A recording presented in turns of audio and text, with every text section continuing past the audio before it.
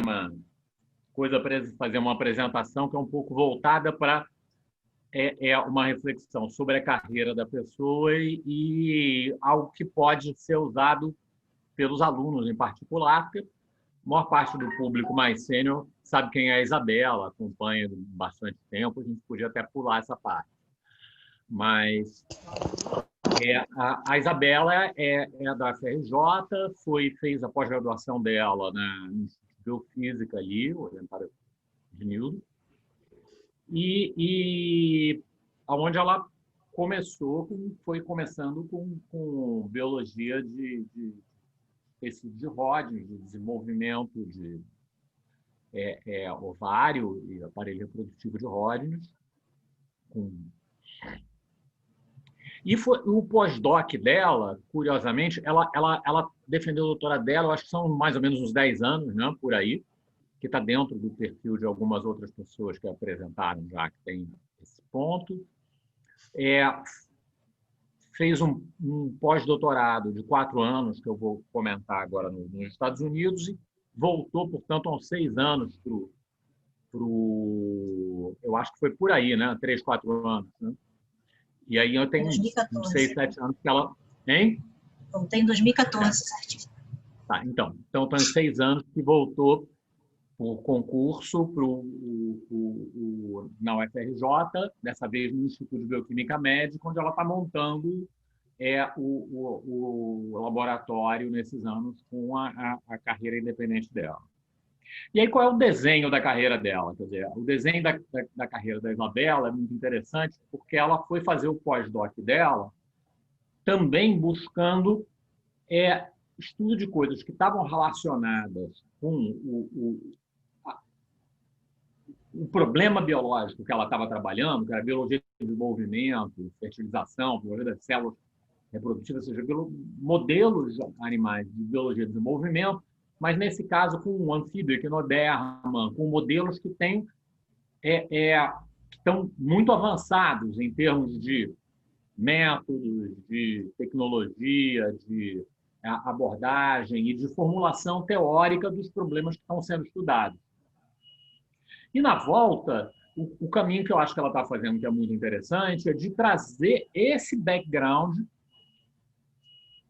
para um modelo que tem potencial por características intrínsecas da natureza desse modelo, que eu acho que provavelmente ela vai falar um pouco, né, que é o ovário de Barbeiro, que tem potencial de ser um bom modelo para estudo de biologia de desenvolvimento, quer dizer, onde ela usa, vamos dizer assim, a experiência de formação e de trabalho, de treinamento que eu acho que ela teve ali. Então, eu acho que é um caminho muito interessante, um caminho que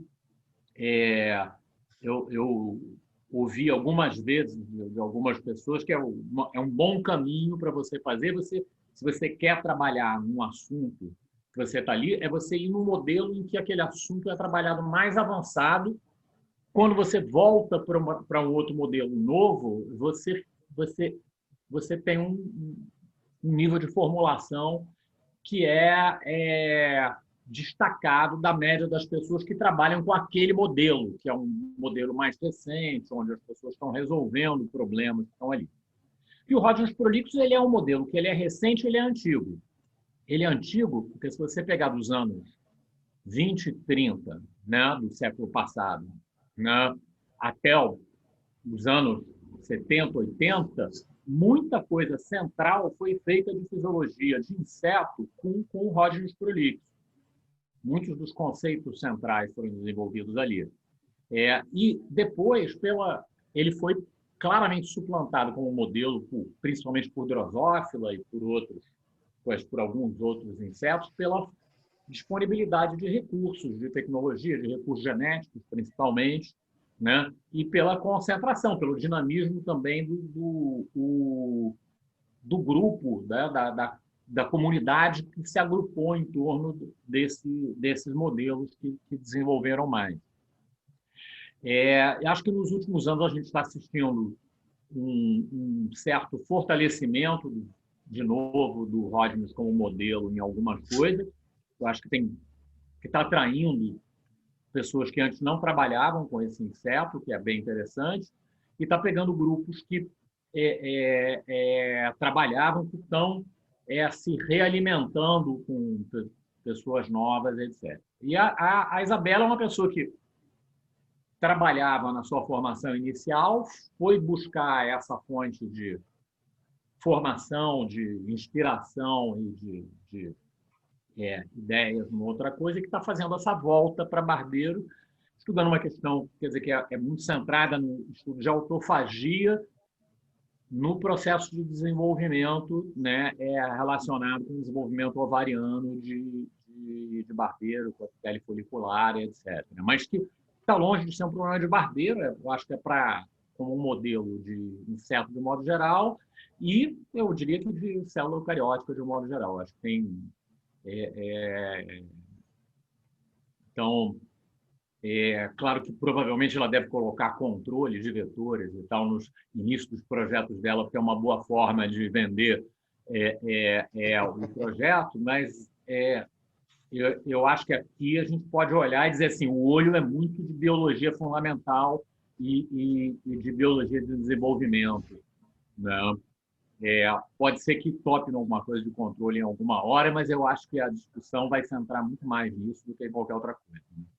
Então, eu acho que novamente é uma trajetória que eu acho que pode ser inspiradora no sentido de não, eu quero fazer e trabalhar com aquilo, que pode ser legal, porque ela provavelmente deve estar querendo gente no laboratório dela, como todo mundo, mas é inspiradora no sentido das pessoas olharem desenhos e formas de você construir a sua trajetória, a sua própria formação, o seu próprio treinamento. Então, queria agradecer a Isabela por ter aceito o convite e por estar aqui junto da gente. Obrigado, Isa. Obrigada, Pedro, pela apresentação. Carlos, pelo convite, né? Muito bacana estar aqui. Como é que eu faço? Posso compartilhar a tela aqui, então, Carlos? Acho que eu posso, né? Sim, está autorizado. Fica à vontade.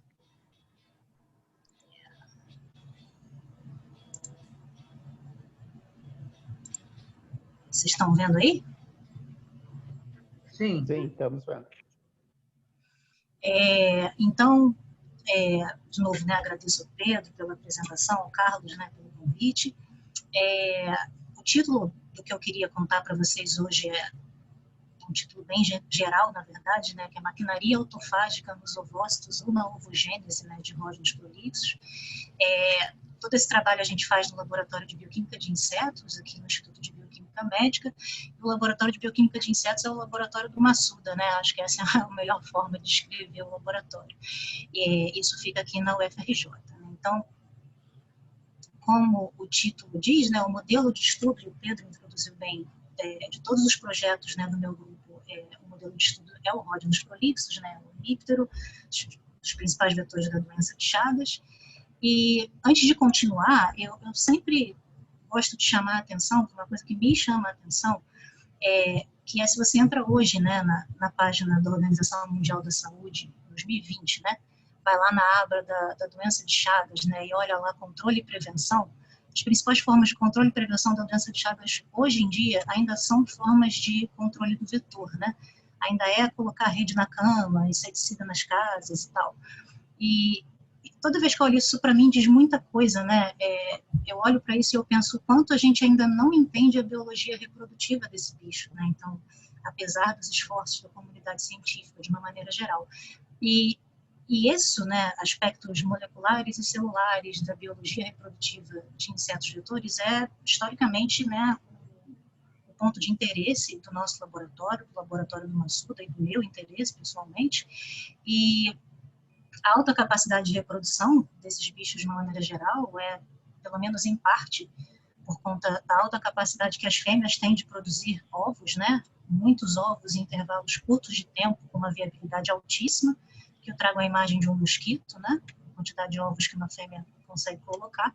E esse processo de ovogênese, de formação dos ovócitos, é basicamente o grande interesse do nosso laboratório em vários aspectos diferentes, que eu vou falar um pouquinho mais para frente. Então, só introduzindo, isso aqui é uma fêmea vitalogênica de Ródinos, né, dissecada aqui dorsalmente, Então, aqui você já consegue ver o ovário, e se a gente disseca esse ovário, coloca numa placa de Petri, aqui ele tem essa cara, né? Formado por essas estruturas compridinhas aqui, que são os ovaríolos, que é essa estrutura aqui, e o ovaríolo, ele é a unidade formadora dos ovócitos, né? Onde os ovócitos são formados. Então, aqui o maior detalhe de um ovaríolo, só para exemplificar aqui as principais estruturas que a gente vai falar. Então, aqui na pontinha do ovaríolo a gente tem o trofário, que é uma região onde tem várias células, mas as importantes são as células germinativas, né, que vão entrar em meiose de fato, dar origem aos ovócitos. E esses ovócitos, eles vão crescendo aqui ao longo do ovaríolo, meio que em fila indiana mesmo, né? E aqui a gente consegue ver um ovócito pré-vitelogênico, que ainda já cresceu, mas ainda é bem pequenininho.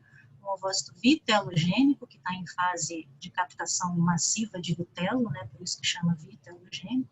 E aqui um ovócito coriogênico, que já cresceu bastante, está em fase de coriogênese. Corium é a casca do ovo, né? Então está na fase de produção da casca para ficar maduro e pronto para ser fertilizado. E o que é importante chamar a atenção é que esse crescimento dos ovócitos aqui ao longo do ovaríolo, ele é basicamente por conta de uma captação massiva de macromoléculas de vitelo, né? Que são sintetizadas pelo corpo gorduroso, secretadas na hemolinfa, e os ovócitos captam essas macromoléculas massivamente, majoritariamente por endocitose, né? E o que leva à formação de muitas organelas de origem endocítica que acumulam essas macromoléculas de vitelo. Então, no final da ovogênese, né, o ovócito maduro de Rodgers, né, um ovócito corionado, tem essa cara aqui, então ele é recoberto por um córeo, né, que tem um operclo, e o que é interessante mostrar aqui para mim é que se eu quebro esse ovo no meio, né, e olho a parte de dentro dele aqui, que você vê isso aqui, né, o córeo, e o citoplasma desse ovócito, ele é completamente preenchido dessas vesículas aqui, que são as organelas de vitelo, que são as vesículas de origem endocítica que acumulam, né, as macromoléculas de reserva. E nesse ponto aqui, o ovócito está pronto para ser fertilizado e colocado no ambiente. A informação que é talvez mais importante para a gente é que ovíparos, de uma maneira geral, né, insetos inclusive, o desenvolvimento embrionário, depois que o ovo é posto no ambiente, ele acontece completamente desconectado do organismo materno, né? Então, tudo que o embrião precisa para crescer e se desenvolver está presente ali no vitelo, né? Então, o vitelo é a única fonte de nutrientes e energia para o embrião poder crescer e se desenvolver. Então, aqui são vários ovinhos de Rodgers, né? Isso aqui é uma ninfa que eclode de um ovo de Rodgers. E aqui eu trago essa imagem só porque eu acho ela super bonita, que é o interior de um embrião de Rodgers, né? Isso aqui é um embrião de 4, 5 dias, e ele cresce aqui literalmente afundado nessas bolinhas aqui, que são as organelas de vitelo. E são as macromoléculas presentes dentro das organelas de vitelo que precisam ser utilizadas pelas células do embrião para elas poderem crescer, se dividir, e o embrião virar embrião, né? Virar ninfa. Esse processo de mobilização do vitelo de dentro da organela para o embrião, a gente sabe que ele passa por um processo de degradação, né? Então, as macromoléculas de vitelo costumam ser proteínas grandes, né? Precisam ser degradadas de uma maneira organizada para gerar, então, biomoléculas fundamentais que vão serem utilizadas, né, pelo embrião para fazer síntese de novo, para fazer as próprias proteínas e etc. E a gente sabe que essa degradação do vitelo é massiva, regulada. A gente sabe que esse processo passa pela acidificação de algumas organelas de vitelo, que leva à ativação de hidrolases, né, que então degradam esses componentes, e os produtos de degradação são redisponibilizados ali para o embrião. Mas apesar de saber que isso aqui acontece, a gente não faz a menor ideia de como isso é regulado, né, de maneira nenhuma, né, nem do ponto de vista de tempo em relação à demanda do embrião ao longo do tempo, nem do ponto de vista de localização ali na extensão do citoplasma do ovo. Então, essa pergunta aqui, como a degradação do vitelo é regulada, eu acho que ela é a pergunta, a grande pergunta principal do meu grupo, assim, é o que eu mais tenho curiosidade de saber. E nos últimos 6 anos, né, quando o Pedro falou, desde que eu voltei do pós-doc, a gente tem focado a pergunta menor dentro dessa maior aqui, que todos os projetos do nosso laboratório têm focado, é se a degradação do vitelo ela passa por um processo autofágico. Em outras palavras, assim, se a maquinaria autofágica é importante para a regulação, de alguma forma, dessa degradação do vitelo. E a motivação para essa pergunta aqui foi basicamente essa, né? Que se você olhar, né, a definição de autofagia no livro-texto de biologia celular, essa definição é muito parecida com o que acontece na degradação do vitelo, né? Então, a autofagia é basicamente uma via que permite a degradação regulada de componentes citoplasmáticos para redisponibilizar os produtos de degradação para aquela célula ou para uma outra célula, se for um organismo multicelular. E degradação do vitelo é exatamente isso que acontece, né, ali no início da embriogênese, né? Aquele sistema ovo-embrião precisa degradar componentes citoplasmáticos para redisponibilizar os produtos de degradação do embrião. Então, essa similaridade, no final das contas, foi o que motivou a gente investir nessa pergunta, né? Isso começou uns 6 anos atrás, quando eu voltei do pós-doc. Então, só para introduzir, né, essa via que eu estou falando, a autofagia, é uma via onde diferentes vesículas, né, da célula se expandem, né, aqui em volta de organelas-alvo.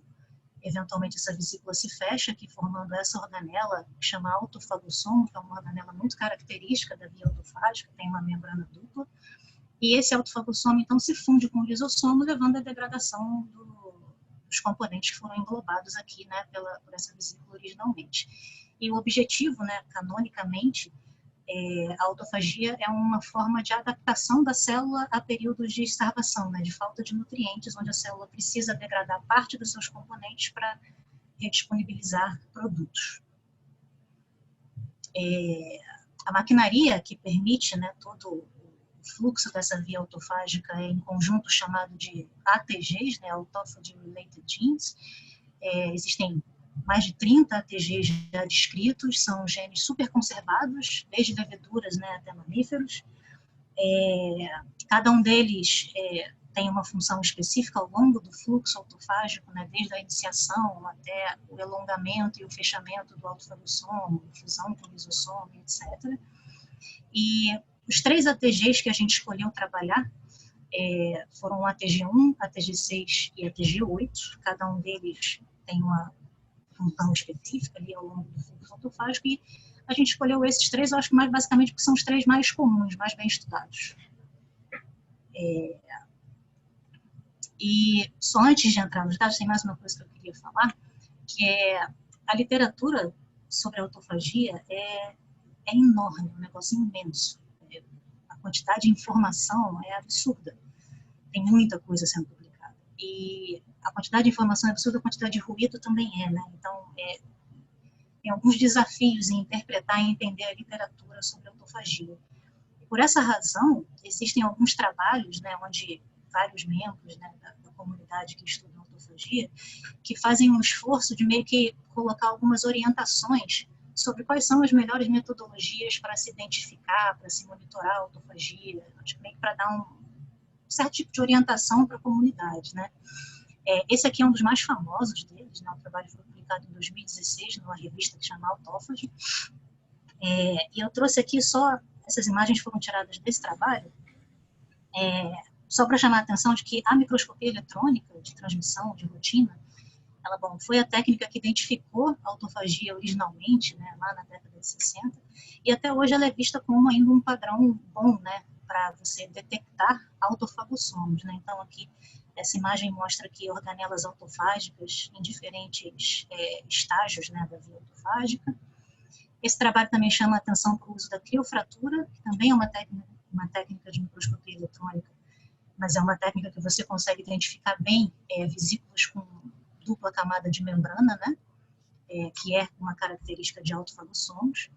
E tem essa outra técnica aqui, que é o blotting para lipidação do ATG8. O ATG8 é um ATG, né, em mamífero é chamado de LC3.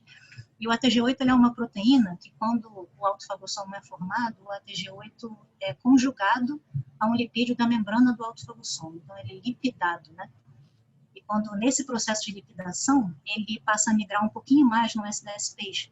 Você começa a ver essa banda aqui embaixo do ATG8 lipidado. E a presença dessa banda aqui embaixo é um indicativo de que autofagossomos estão sendo formados porque houve a conjugação do ATG8, a fosfatidiletoanolamina da membrana do autofagossomo. Então, estou falando porque essas aqui são basicamente as técnicas que a gente vai usar. E tendo dito isso, então, vou falar os dados, né? Mais ou menos numa ordem histórica do que aconteceu lá, mais ou menos há 6 anos atrás, né? Então, a primeira coisa que a gente fez foi olhar se a maquinaria, se os RNAs mensageiros, né, dessa maquinaria autofágica estavam presentes lá nos ovócitos, né? Então, isso aí foi a primeira coisa muito simples. A gente fez lá um qPCR, aqui do ATG1, ATG6 e ATG8, nos diferentes órgãos, né, do Rodnos. Aqui a gente viu que os ovários de fêmeas vitelogênicas expressam mais ATGs, ATG1, 6, 8 e alguns outros também, do que o corpo gorduroso e o intestino médio, né? Então, com isso, a gente sabia que o RNA mensageiro está lá no ovócito. E aí a gente foi ver se tinha autofagossomo no ovócito, né? E a gente fez esse experimento de liquidação do ATG8, aqui em ovócitos pré-vitelogênicos e vitelogênicos iniciais e tardios, né? E o que a gente viu foi que a banda do ATG8 liquidado, que reflete formação de autofagossomo, ela aparecia aqui no início da vitelogênese. Então, a maneira com que eu interpreto isso é que no momento em que a captação massiva de vitelo começa, aquelas organelas de origem endocítica começam a serem formadas, se formam também autofagossomos ali naquele sistema.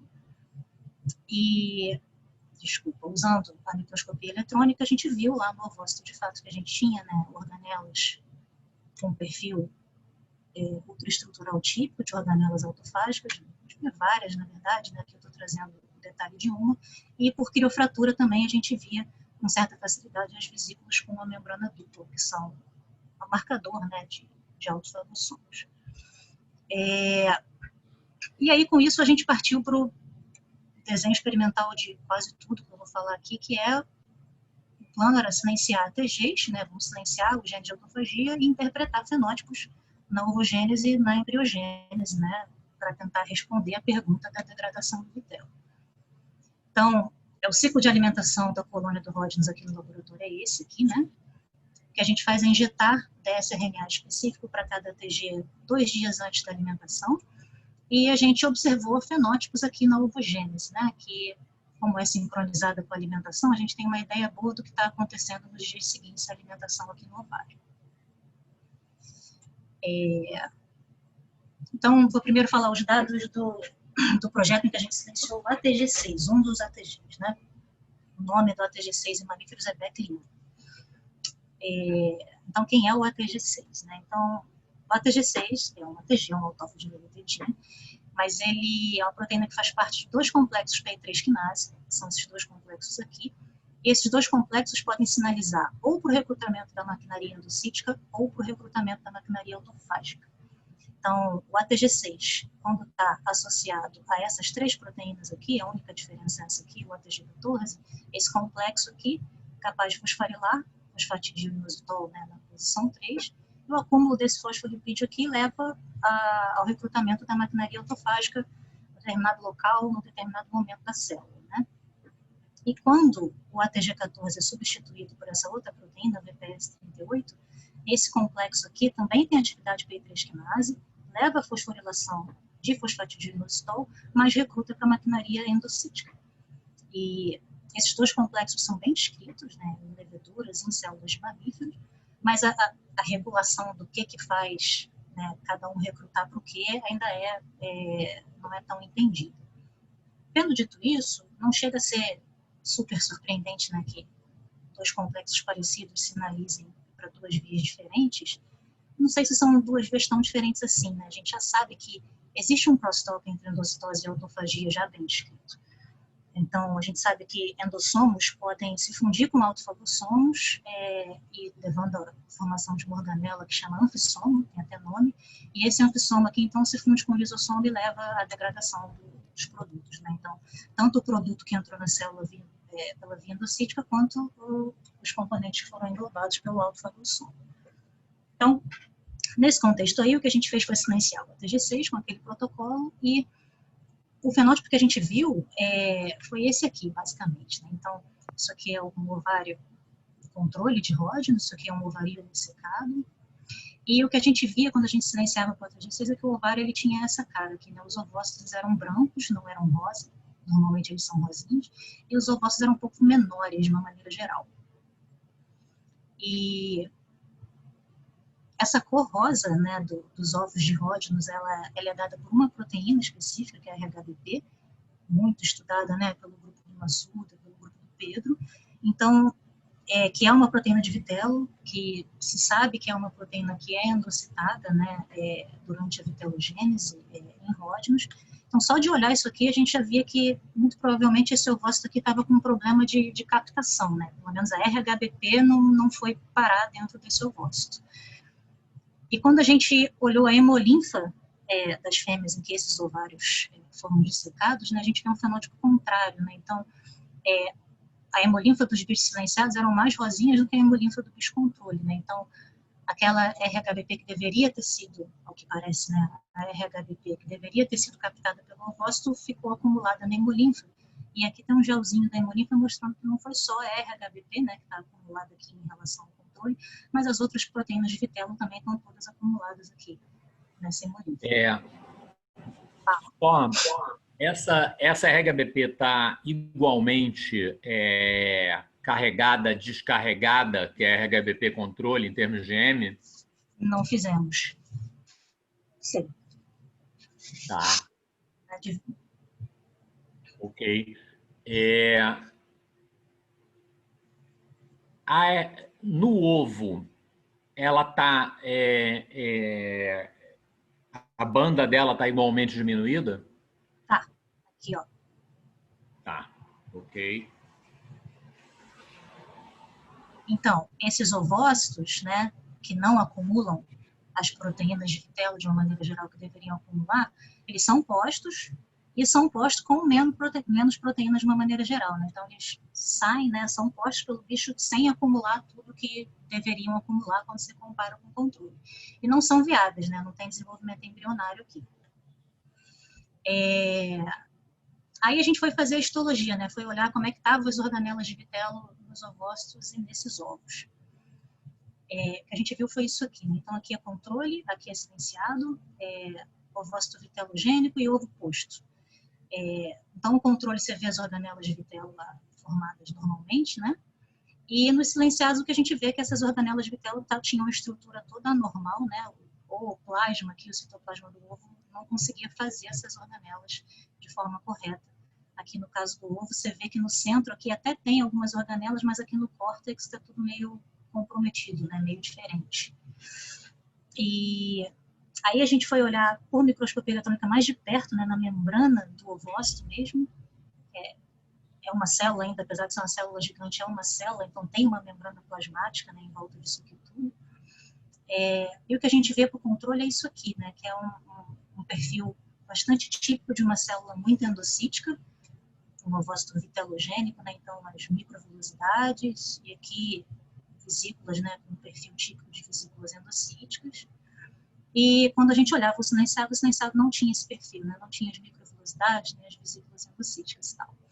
Então, com esses dados, né, e mais alguns outros que não dá tempo de mostrar aqui, a gente chegou à conclusão, então, que o ATG6, né, ele era importante para a biogênese, né, das organelas de vitelo durante a ovogênese do Hodgins, muito provavelmente atrapalhando a endocitose, né, mas não tem muito, precisava ver um marcador de endocitose para dizer isso. E meio continuando, né, tentando entender melhor, a gente se perguntou se a gente estava silenciando o ATG6, né, a gente, na verdade, estava silenciando os dois complexos, né, potencialmente silenciando os dois complexos. E a gente se perguntou que, esse conjunto de fenótipos que a gente viu, né, qual seria a contribuição do silenciamento de cada um desses complexos. Apesar do fato dos fenótipos que a gente ter visto terem cara de endocitose, né, a gente queria saber, será que atrapalhou a autofagia de alguma forma e isso foi responsável por algum desses fenótipos, né? Então, na nossa cabeça, tinha duas formas relativamente simples de testar isso, né? Então, a primeira delas era testar o silenciamento das proteínas que são específicas para cada um dos complexos e comparar os fenótipos que a gente obtém, né? E a segunda era testar um outro ATG, né? Porque se parte desses problemas foi gerado pela falta da autofagia, se eu silencio um outro ATG, eu deveria ter fenótipos parecidos. Então, eu vou falar primeiro aqui dessa parte 1, depois eu vou falar da parte 2. Então, o que a gente fez foi silenciar o ATG14 e o VPS38 separados usando aquele mesmo protocolo. E o que a gente viu, que foi um pouco surpresa, na verdade, foi um fenótipo igualzinho o fenótipo do ATG6 nos dois casos, tanto no VPS38 quanto no ATG14. Ovócito lá com ovo branco e ovócitos menores, né, e um acúmulo, né, de proteínas de vitelo de RHBP lá na hemolinfa. Os bichos silenciados. E aí, os ovos também eram postos, né, igualzinho o ATG6, com menos proteína. E aí foi isso, né? A gente viu fenótipos exatamente iguais. Aqui é uma lista dos fenótipos que a gente vê, são exatamente iguais. Parecia que a gente estava injetando no DS, sabe? E o que fez a gente se perguntar que será que uma coisa não está silenciando a outra? Sei lá, né? E a gente foi testar isso, né? E isso aqui está sendo feito nesse momento, então esses gráficos estão cheios de buracos, vocês vão ver. Mas eu quis trazer mesmo assim, porque eu acho que já dá para tirar algumas conclusões. E o que a gente viu foi que sim, né? Uma coisa está silenciando a outra. Então, quando a gente injeta o DS do VPS38, a gente vê que o VPS38 está silenciado, mas o ATG6 também está. E o ATG14 não. Aí, quando a gente injeta o DS do ATG14, o ATG14 está silenciado, mas o VPS38 e o ATG6 também. E o ATG6 silencia o ATG6, mas silencia também o VPS38, ainda não fizemos aqui o ATG14. E a gente está testando também outros genes não relacionados a esse complexo para usar como controle, né, para saber se é uma regulação entre esses genes ou, sei lá, um desbalanço de transcrição geral. Mas fato é que, dentre os membros do complexo, quando a gente silenciou, a gente silencia o outro também. A gente não faz ainda a menor ideia do porquê isso, mas isso explica porque a gente vê exatamente o mesmo fenótipo em todos os casos. Isabel? Oi. É o Ita aqui. Oi. Tem silenciamento mesmo ou o RNA desses outros fica instável por alguma coisa e vai ser degradado, ou a degradação é pelo RNAi mesmo?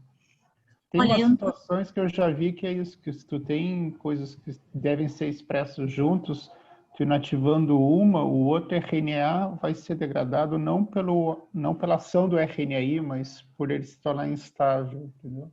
Não, sim. Então, eu não sei o que está acontecendo aqui. Eu não sei, sabe, se é uma regulação transcricional do jeito que eu falei, ou se é uma coisa indireta, assim como você está sugerindo, mas fato é que, assim, o que a gente mede lá no TPCR são os níveis desses RNAs mensageiros, né, e eles, não faço a menor ideia do que está acontecendo aqui. Pode ser uma inespecificidade do RNAi, né, ou simplesmente tu está interferindo na regulação deles, na estabilidade. Pois é. E assim, eu não falei, mas esses genes aqui são, em termos de sequência, são proteínas completamente diferentes. Então, e a gente testou isso, né? Assim, não é uma coisa off-target do nosso dsRNA, não parece ser, a nível de sequência. Pode não ser off-target, não é erro, é simplesmente questão de regulação mesmo deles, né? Pois um deles é instável sem os outros. Pois é. Mas, seja lá o que for, pelo menos faz algum sentido na nossa cabeça, porque explica por que a gente tem exatamente os mesmos fenótipos quando silencia, né, para 3 proteínas diferentes. E eu acho que uma informação que já dá para tirar daqui, apesar da gente ainda ter que terminar isso, é que quando a gente silencia o VPS38, o ATG14 aparentemente não é silenciado, né? E nesses bichos aqui, todos os fenótipos aparecem normalmente. Então, me parece que a presença do ATG14 não está contribuindo para nada nessa história. Então, dito isso, o que a gente acha é que esse complexo P3 kinase 2, que é o que tem a VPS38, deve ser o principal responsável, né, por contribuir para esses fenótipos que a gente está observando. Que faz sentido que é, né, o complexo da endocitose, esses fenótipos que a gente observou, tem toda a cara de fenótipo de problema de endocitose. E, tendo dito isso aqui está em andamento, tá? Está fazendo vários experimentos por agora. E aí, a segunda parte daquilo que eu falei é aquilo, né? E se a gente silencia um outro ATG, o que acontece? Aí a gente partiu para silenciar o ATG1, que chama o LK1 em mamífero. A TG1 é outra proteína, outro chip, né? Então, o ATG1 faz parte de um complexo quinase, que é diretamente regulado por TOR, né? E teoricamente, a primeira proteína que dispara o fluxo autofágico dependendo do status nutricional da célula, né? Inclusive, o ATG1 no fluxo autofágico canônico, ele é upstream de ATG6. E quando a gente silenciou o ATG1, o que a gente viu foi um conjunto de fenótipos completamente diferente. Então, os ovócitos, né, ou ovos silenciados por ATG1, têm esses dois principais fenótipos aqui, são ovos pequenos, ou ovos que têm esses pontinhos aqui, que a gente chamou carinhosamente de pintadinho. E quando a gente estava naquela fase, né, de fazer os primeiros silenciamentos, interpretar fenótipos e tal, o que a gente percebeu foi que, isso aqui eu tenho uma gota de salina aqui que vocês não estão vendo, mas se eu pegar um ovo de Hodgkin normal, controle, e afundar numa gota de salina, a salina não permeia pelo córeo. O córeo é super impermeável aos solventes polares, de uma maneira geral. Então, você não vê isso acontecer. Quando a gente fazia isso para os ovos silenciados para a TG1, a gente via que a salina permeava ali pelo córeo, né? E por essa razão aqui, a gente foi olhar a ultraestrutura do córeo desses ovos, né? E isso aqui foi mais ou menos o que a gente viu. Por microscopia eletrônica de verdura, então isso aqui é o córeo de um ovo controle, né? Tem essa carinha aqui. Isso aqui é o detalhe daqui, um alto aumento de uma região dessa aqui. E os ovócitos, ovos, né, silenciados por ATG1 tinham, nos dois casos, algum tipo de alteração de outra estrutura do córeo, né? No caso dos pintadinhos, tinha até umas alterações mais robustas, né, de umas fissuras e tal. Mas o ovo pequeno, ele tinha aqui uma alteração nos espaços, aqui uma estrutura diferente. E falando em córeo, né, quando eu falei dos ovócitos no ovaríola, eu não falei, mas na verdade os ovócitos, eles crescem aqui ao longo do ovaríola, recobertos por uma camada de células de origem somática, na verdade, que é chamada epitélio folicular, né, ou células foliculares. E são essas células foliculares aqui que são responsáveis por sintetizar o córeo lá no final da ovogênese, né, quando o ovócito já cresceu, tudo tinha que crescer, as células do epitélio folicular sintetizam e secretam o córeo, e logo depois morrem, né? Um mecanismo de morte celular que a gente também ainda não entende direito. E esse processo a gente chama de coriogênese, né? Feito pelas células do epitélio folicular. Aqui é uma imagem que a gente conseguiu por acaso, sempre quis uma oportunidade de mostrar essa imagem, que por acaso aqui é um ovócito coriogênico, ou seja, está fazendo coriogênese, né? Está fazendo córeo, e o epitélio folicular rasgou aqui, né? Sem querer, né? Rasgou e levantou um pouquinho, e aí a gente consegue ver o córeo lá embaixo que esse epitélio folicular está sintetizando, né? Está no processo. E é importante chamar a atenção que a coriogênese, essa síntese e secreção do córeo, muito provavelmente é um desafio metabólico enorme para as células do epitélio folicular, tendo em vista que o córeo de Hodgkin é um negócio, né, uma matriz extracelular, no final das contas, super grossa, né? O córeo de Hodgkin é como se fosse uma unha, é grosso, é rígido, é espesso. Então, as células do epitélio folicular precisam secretar muita coisa num intervalo relativamente curto de tempo. E dito isso, isso aqui é uma microscopia eletrônica de transmissão de uma célula do epitélio folicular num baixo aumento. Isso aqui é o limite da célula aqui, né, que eu estou mostrando. Então, qual é a cara dessa célula? Ela é binucleada, tem 2 núcleos enormes, e o citoplasma fica meio espremido aqui entre os núcleos, né? E se a gente olha mais perto esse citoplasma, essa célula tem toda a cara de uma célula profissional secretória típica, né? Então, aqui é o núcleo, e aí o citoplasma aqui tem aqui uns vacúolos que provavelmente eram gotículas de lipídio, né? Que foram lavadas na preparação, umas mitocôndrias, muitas vezes associadas, né, perto da gotícula de lipídio, e um monte dessas vesículas aqui, que quando a gente olha de perto tem ribossomo na membrana, né? Então, isso aqui muito provavelmente são lamelas compridas de retículo endoplasmático que estão cortadas transversalmente, né, como está aqui. E que faz todo sentido, que é uma célula supersecretória, tem muito retículo, gotícula de lipídio, mitocôndria, né, e tal. E aí eu não falei para o ATG6, mas isso é uma coisa que é diferente para o ATG1, que é quando a gente disseca só o epitélio folicular do ovócito, a gente vê que o epitélio folicular, ele expressa bastante ATG1. Se a gente mede separado do ovócito, né, o que está aqui. Então, isso aqui é o epitélio folicular, isso aqui é o folículo inteiro, né? Aqui é o epitélio folicular, o folículo inteiro. Isso aqui é tipo de ATG1, ATG6 não tá, ATG6 é mais expresso no ovócito do que no epitélio folicular. Então, juntando tudo isso, para a gente, né, no final das contas, a nossa pergunta aqui nesse projeto passou a ser por que as células silenciadas por ATG1, as células do epitélio folicular, não conseguem sintetizar o córium de forma correta, né? E aí, a primeira coisa foi, bom, a gente está silenciando um ATG, né, um Autophagy Related Gene. Será que a falta de autofagia ali já está de alguma forma atrapalhando a homeostase dessa célula e atrapalhando, né, o balanço entre síntese e degradação e está atrapalhando a secreção do córium? Não sei. Então, o que a gente fez foi olhar se os autofagossomos lá das células do epitélio folicular estavam sendo formados, estavam sendo atrapalhados no silenciamento para ATG1 e a gente não viu nenhuma diferença. E quando a gente silencia os outros ATGs, aqui o ATG6 que eu já falei, eu não vejo um problema de córium, vejo outros problemas, né, de endocitose e tal, mas não tem um problema de córium. E quando a gente silenciou o ATG8, esse cara aqui, no ATG8 a gente tem um anticorpo, então a gente consegue mostrar que a proteína está silenciada, né, a gente também não vê um problema de córium. Então, com esses dados, a gente chegou à conclusão que talvez não deva ser a autofagia que a gente está mexendo ali para dar esse problema.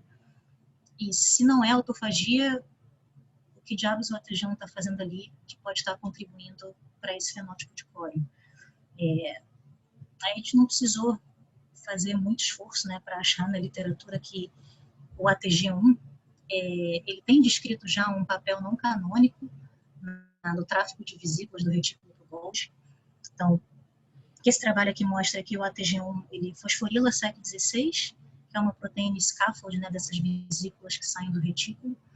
E quando ele é silenciado, essa fosforilação não acontece, essas vesículas não conseguem sair do retículo, ficam meio engarrafadas, isso gera um estresse de retículo e também gera um problema na via secretória, lá em última análise, né?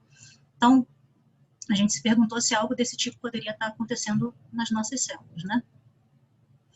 E por isso a gente foi olhar lá a ultraestrutura do retículo nas células controle, nas células silenciadas, e o que a gente viu foi que quando a gente silenciava a TG1, a gente tinha uma mudança na ultraestrutura do retículo aqui. Então, a média do diâmetro das lamelas era um pouco maior e era um pouco mais bagunçado aqui, né? Aqui tinha um fenótipo mais homogêneo aqui de lamelas redondinhas, e aqui essa estrutura ficava um pouco mais bagunçada. De um ponto de vista celular, ultraestrutural, isso aí é um indicativo de desbalanço, né, de estresse de retículo. E se isso aqui fosse verdade, né, se no nosso caso o ATG1 estivesse trabalhando ali na saída do retículo em parceria com o SEC16, se a gente silenciasse SEC16, a gente deveria ver fenótipos parecidos, né? Então, a gente resolveu testar o silenciamento de SEC16. E a gente viu que o silenciamento de SEC16, de fato, também gera um problema de ultraestrutura de córium, né? Nem ultra, né? Porque aqui, no caso de SEC16, dá para ver até na lupa. E a gente via também esses ovócitos, ovos pintadinhos, a gente também via no silenciamento para SEC16. De fato, quando a gente olha lá, esses ovos aqui, eles têm um problema até muito mais robusto, né, de ultraestrutura no córium, e os retículos, as lamelas de retículo das células silenciadas pelo ATG6 também têm um aumento de diâmetro, até maior do que o do LK1, do ATG1, e por alguma razão, em SEC16 tinha um acúmulo de troço elétron denso, alguma coisa elétron densa aqui no lúmen do retículo, que até agora a gente não sabe exatamente o que é isso aqui. E aqui é a quantificação, né, do diâmetro do retículo SEC16, ATG1 e controle, né? Então, de uma maneira geral, os fenótipos em SEC16 eram até mais robustos, mais fortes do que no ATG1. Então, Com isso, né, a gente concluiu que o silenciamento do ATG1 ele é importante para a secreção do córeo em algum momento, se, muito provavelmente, né, assumindo que alguma coisa parecida com o que aquele trabalho mostrou, atrapalhando, né, a saída dos vesículos do retículo para o Golgi, que deve gerar um problema na via secretória e na secreção. No caso dos caras que são punctacta, tem menos proteína no córion? O córion é mais fino? Pois isso é uma coisa que a gente ainda não fez. A gente está lá nas perspectivas. A gente olhou a ultraestrutura do córion, varredura, mas a gente não parou para olhar assim, fazer uma bioquímica mais, né, mais raiz para ver que proteínas estão ali, quais que não estão. Isso não sei. Está nos planos. Que dá para fazer, né? E... Rafaela, Josias está falando. Durante esses testes de retículo, no silenciamento da TG1, você observou alguma mudança no perfil das mitocôndrias? Mitocondrial? Lógica, pelo menos. Eu acho que a gente não prestou atenção. As imagens existem, né? Mas a gente estava tão focado no retículo que a gente não olhou para as mitocôndrias. Então, eu não sei. Pode ser que a gente, nas imagens lá, a gente ache, mas a gente não olhou. E é uma boa ideia, realmente, a gente dar uma olhada nisso. Uma outra coisa, o crosslink das proteínas de ovo, do córion, você chegou a olhar? Também não cheguei a olhar. Toda essa parte bioquímica do córion a gente ainda... Essa parte, ela tem, se olhar aquele trabalho do Felipe, um readout muito simples, que é a fluorescência azul no canal de DAP. Sim. Entendeu? Então, é só você olhar. Se tiver comprometido, você vai ter. Porque entendi. Esse é um outro fenômeno que secundariamente deve acontecer, mas deve depender também de proteínas que são secretadas, porque para isso acontecer, você tem que ter uma peroxidase secretada para fazer o crosslinking e o peróxido de hidrogênio pela Duox, mas tem que ter a peroxidase lá e ela deve ser secretada. A gente nunca discutiu isso, mas... Eu concordo. Eu acho que, assim, tendo... né, esse fenótipo, a gente precisa olhar assim, bioquimicamente o que está acontecendo ali, quais foram, quais não foram, né? E, de repente a gente tem uma ideia melhor do que está acontecendo ali. O Isa, de repente pode fazer uma análise de oxidases aí, mais gerais, né? Peroxidases, lacases, fenooxidase, então fazer um perfil, né? Para você ter uma figura a mais, né, do trabalho. Eu acho que tem um monte de coisa dessas para fazer, eu acho sugestões ótimas, e o que eu mais gosto é porque é muito conveniente, porque a gente tem muito material, né? Porque o bicho coloca um monte desses ovos ferrados, né? Então a gente fica com um monte de córion ali que a gente pode testar um monte de coisa, estilo bioquímica, mais bioquímica, né? Que tem muito material. Então isso eu acho legal. Está nos planos, a gente vai... Isa. Oi. Ana, tudo bem? Oi. Você que está pretendendo fazer toda essa bioquímica, e com certeza a microscopia está envolvida, eu não sei o quanto é difícil você isolar essas células foliculares, o quanto é difícil você analisar essas células, as follicle cells no microscópio de fluorescência, para justamente você poder usar e ver a mitocôndria, ver ROS, ver essas coisas. É muito difícil de fazer isso? Então, tecnicamente, não. E também, eu juro que está lá nas perspectivas, as células do epitélio folicular de Rhodgmos, a gente consegue dissecar com certa facilidade. Você disseca do folículo, a Massuda sempre fala, né, que fica um tapetinho de células, né, e esse tapetinho, esse tecido, a gente consegue olhar num confocal e testar como se fosse uma cultura de células, sabe? Então, para usar lá DAP, Metotrack, enfim. Isso está nos planos também. A gente comprou um anticorpo anti-CADEL, que é aquela sequência, né, que leva proteínas para o retículo, justamente para a gente poder ver retículo. A gente tem um anticorpo para TG8, então a gente vai ver onde estão os alfa-glutamatos. Também está total nos planos. Aqui é o Genta. Seria legal quantificar quitina também nesses ovos. sabe? Já que você está É olhando para a verdade, estrutura do Tina. córion, né? Sim, Pra legal, ver. Tina. Também segue uma rota de secreção, né, que pode estar relacionado. Sim, legal, estou anotando aqui.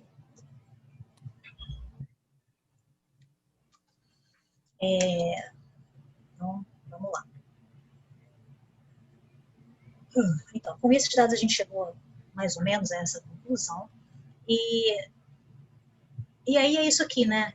Se fizer um tabelão de tudo quanto é fenótipo que a gente viu quando a gente silencia ATGs, mais ou menos isso aqui, né? Então, o ATG1 tem um conjunto de fenótipos bastante diferente do que a gente vê para o ATG6. Aí eu não mostrei, mas quando a gente faz a mesma coisa, né? O mesmo protocolo com o ATG8, a gente vê fenótipo quase nenhum, nada acontece, a não ser uma diminuição bem pequena da viabilidade da F1, né? Dos embriões. Toda vez que eu olho essa tabela aqui, eu me lembro, né, quanto biologia não é uma ciência exata, né? E é isso, né? Então, só para deixar claro, assim, que a minha pergunta original que motivou esses projetos era se havia, né, se a degradação do vitelo era um processo autofágico. E eu, até agora, não consegui chegar perto de responder essa pergunta com esse desenho experimental, e em grande parte porque eu estou fazendo, né, um silenciamento parental, né? A gente não tem, ou não tem na mão, uma metodologia para o silenciamento simbótico, né? Então, a gente está injetando sRNA na mãe, aí eu estou vendo um monte de fenótipo de ovogênese, né? E que está levando à ovoposição de vários ovos já alterados, né? Vários aspectos, e eu tenho uma inviabilidade do embrião, mas eu não consigo interpretar os fenótipos de embriogênese aqui se a minha ovogênese está comprometida, né? Então, idealmente, né, deveria ter uma fêmea selvagem que coloque o ovo feliz, né, coloque ovos selvagens, e aí eu tinha que conseguir injetar dsRNA ou perturbar molecularmente o processo aqui para poder interpretar os fenótipos na embriogênese, né, para poder, de fato, responder lá a pergunta original da degradação do vitelo, ou tentar responder. A grande questão aí, que isso de fato tem atrapalhado muito, é que a gente não tem na mão um protocolo bom ou super eficiente de delivery ou de microinjeção de coisas, né, dsRNA, plasmídio no ovo de Rodnos, né, no ovo posto, no início da embriogênese. O grupo da Helena está aí, né, o grupo Está funcionando, Isabela. Exato, tem evoluído muito nisso aqui, então acho que agora, daqui para frente, acho que a gente vai conseguir fazer esse, né, esse formato alternativo de protocolo para investigar melhor fenótipos de embriogênese, mas acho que esse protocolo aqui atrapalhou muito essa parte. E fazendo um parênteses, assim, a gente chegou a investir, né, em algumas metodologias para tentar fazer essa interferência no embrião, né? Então, em algum momento, não lembro exatamente, alguém percebeu que se a gente afundasse um ovo de Rhodes numa gotinha de etanol, né, vários solventes orgânicos, mas o etanol um deles, a gente via esse solvente entrando aqui pelo opérculo do ovo, que não acontece quando você afunda um ovo numa gota de água, né, como eu já mostrei antes lá. Aí a gente foi olhar lá a ultraestrutura do opérculo, a gente vê que tem, né, uns poros, né, que muito provavelmente é por onde esse solvente orgânico está permeando por canalículos lá e tal. E esse experimento aqui foi um experimento que é bacana, mas, enfim, não ajudou a gente, não vou chegar lá. Então, se a gente DAP, por exemplo, né, numa gotinha de água, dissolve DAP em água, e afunda o ovo lá nessa gotinha, e depois disseca o embrião, você não vê muita marcação, né? O DAP não chega no embrião. Mas você faz esse mesmo experimento dissolvendo o DAP em etanol e afunda o ovo nessa gotinha de DAP em etanol, depois disseca o embrião, o DAP chega lá no embrião. Então, essa coisa de você usar o solvente orgânico ali é uma forma de entregar coisas para o embrião, né? E mais interessante, se você afundar o ovo em etanol, sem nada, e depois que esse ovo foi pré-tratado em etanol, afundar ele na gotinha de DAP em água, você vê que alguma coisa chega aqui, né? Muito provavelmente a gente pensa que o etanol passou ali por aqueles canalículos e lavou, né? Cera, coisas lipídicas e tal. Lembro desse experimento vividamente, tem um tempo já, e eu fiquei super empolgada porque eu achei que agora eu posso dissolver qualquer coisa ali, que as coisas vão entrar para dentro do ovo e eu vou conseguir fazer, só que isso nunca funcionou para dsRNA. gente consegue permear, né, entregar vários inibidores farmacológicos, para isso funciona, mas para coisas maiores, tipo dsRNA, nunca funcionou, e o Felipe, na época era pós-doc lá no Pedro, ele deu uma contribuição enorme nisso aqui, ele testou vários protocolos, várias coisas, e a gente nunca conseguiu um dado robusto disso, infelizmente, mas isso aqui foi uma frustração grande. Mas, enfim, o grupo da Helena já evoluiu bastante nas microinjeções, então acho que daqui para frente agora a gente consegue desenhar esses experimentos. Dito isso, ainda presa... Isa, só um pouquinho, só sobre isso. É porque o etanol, né, comparado com a água, né, e você chama de solvente orgânico, né, na verdade é um solvente orgânico, mas é um péssimo solvente orgânico por causa da polaridade dele, né? Você testou, nesse sentido, você testou outros solventes, quer dizer, outras moléculas mais apolares, por exemplo? A gente testou. Hidrofóbicas, né? Na época, a gente do Verbo Felipe, tá? Na época. Tá. Na época testou vários. Aí eu não vou lembrar quais, mas eu lembro que ele fez vários testes, diferentes tempos, enfim, um monte de coisa, e a gente não conseguiu um solvente ideal, nenhum protocolo ideal que conseguisse ver o embrião silenciado, sabe, com dsRNA. Mas é muito curioso mesmo, principalmente esse fenômeno da entrada. Legal. E ainda, né, com o protocolo de silenciamento parental,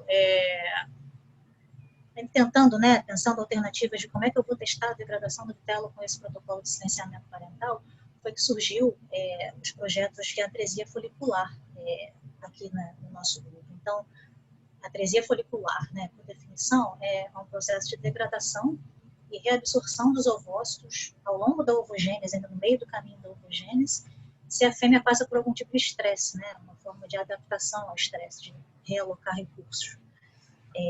O estresse mais comum que gera atresia, né, na literatura é o estresse imune, e o processo de atresia folicular de Hodgins já foi estudado, né, anteriormente, então a gente sabe mais ou menos o que acontece ali. A maquinaria que degrada o vitelo na embriogênese, ela é basicamente pré-ativada na ovogênese para fazer essa degradação e redistribuir os produtos.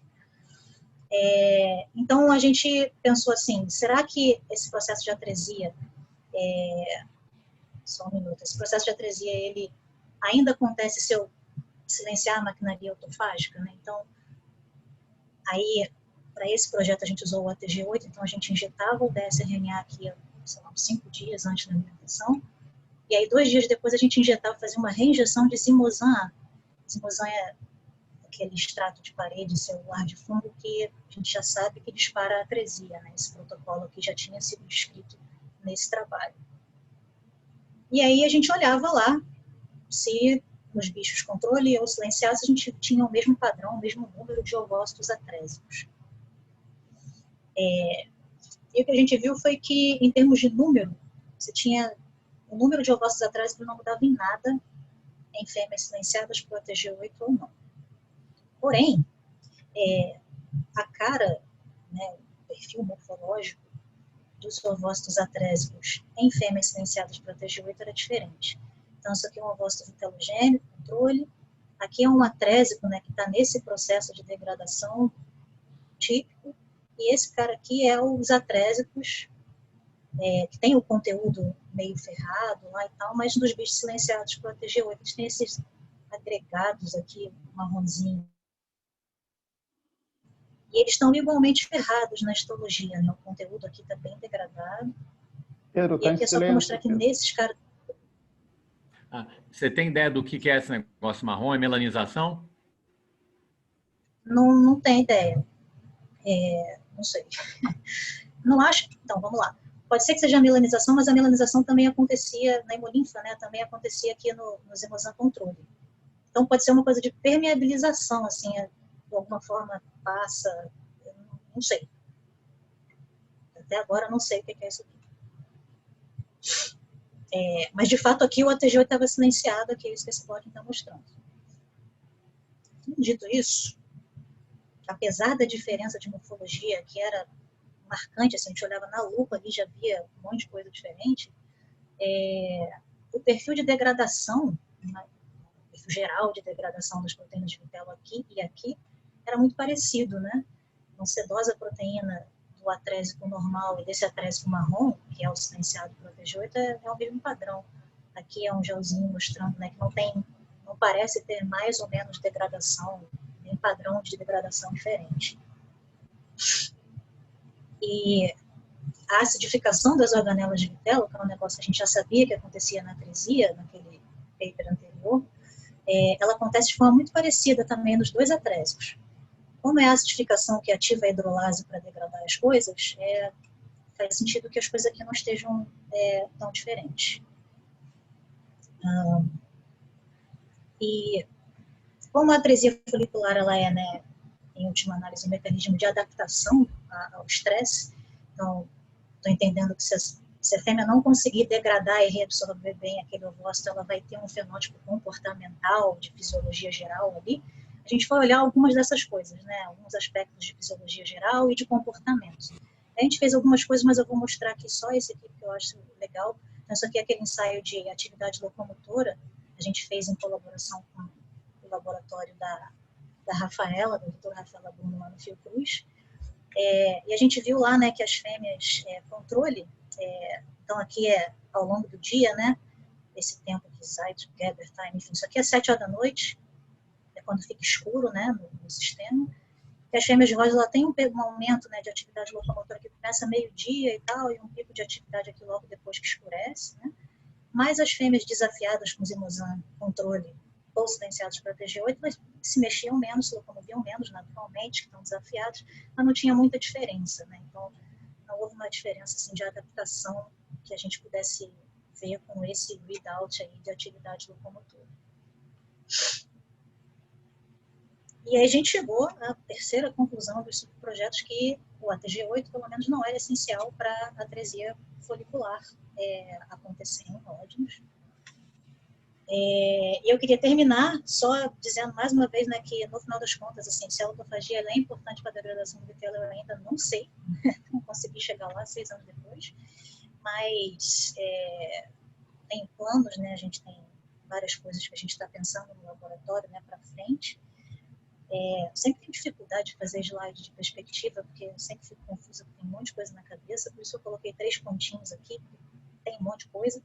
Então, a primeira coisa, né, é investir e achar uma forma de microinjetar ovos de Rodgers. O laboratório da Helena já deu um salto enorme nisso aqui, então acho que daqui para frente a gente vai conseguir esse protocolo, botar para rodar no laboratório e tal, para olhar as coisas mais na embriogênese. Tem alguns alunos mais novos no laboratório que já estão fazendo projetos relacionados a UPS, né, a via de ubiquitina proteasoma. Isso porque a gente já tem alguns dados que ovócitos de Rodgers expressam muito da maquinaria de ubiquitina proteasoma. Oi.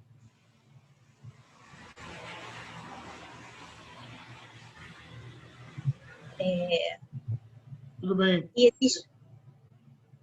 Pode continuar? Sim, sim. E existe hoje em dia, né, a coisa da autofagia seletiva, né, que hoje a gente já sabe que tem algumas proteínas ubiquitinadas que podem ser levadas para dentro do autofagossoma e serem degradadas via autofagia, né. Então, eu sempre penso um pouco assim, né, acho que a gente fica estudando essas vias celulares como se elas fossem coisas muito independentes, né. Sempre foi um pensamento que, na prática, essas coisas estão todas conectadas, né? Então, não sei se é muito diferente, né? Se essas coisas não estão relacionadas lá nesse contexto. E do ponto de vista dos fenótipos que a gente viu das células do epitélio folicular e da secreção do córeo, a gente tem, os planos são investir numa biologia celular mais robusta do que está acontecendo ali naquelas células, o que está acontecendo no retículo, na via secretória. Então, a gente já tem uma aluna de mestrado que o projeto é fazer microscopia eletrônica tridimensional daquela história ali, para a gente saber o que está acontecendo. E investir também, como vocês falaram, numa parte mais bioquímica do que está faltando ali, quais foram os problemas, né? Que proteínas foram, como está o cross-linking daquele problema ultraestrutural do córeo. E aqui são 10 pontinhos, porque tem mais um monte de coisa na cabeça, mas a gente pode conversar, se vocês quiserem agora, né? Aí eu queria só agradecer rapidinho ao meu grupo, né, os alunos que de fato pipetaram tudo isso, e ao grupo lá, né, do laboratório, Massu, da Sônia, que dividem o laboratório comigo, a Kátia e a Georgia, que são as professoras lá do Cinciso, né, a gente está todo mundo junto o tempo todo, e o Ian e Yasmin, que são os técnicos da colônia, né, mantêm os rótulos cheirosos lá para a gente, as agências de fomento, obviamente, e a atenção de vocês, obrigada. É isso.